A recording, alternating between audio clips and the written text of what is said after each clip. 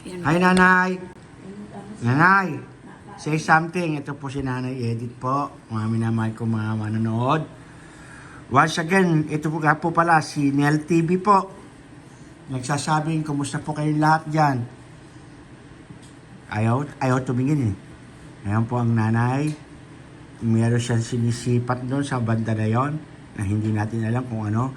Ito po, siya po kumakain. Ang ulam niya po ay at least kumakain. Tignan ko, silipin ko nga, ispato niya. Sardinas na ginisa po sa repolyo. Masarap po yan ha. See? Repolyo. Ayan po siya. Hanap natin, ipapahali natin. Ayan. Kung saan siya titingin. Ayan.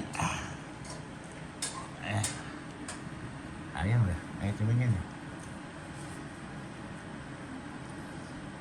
Ayan, kumakain po. Nakain ng ina. Ay, nanay. Nanay Edith. Nanay Edith.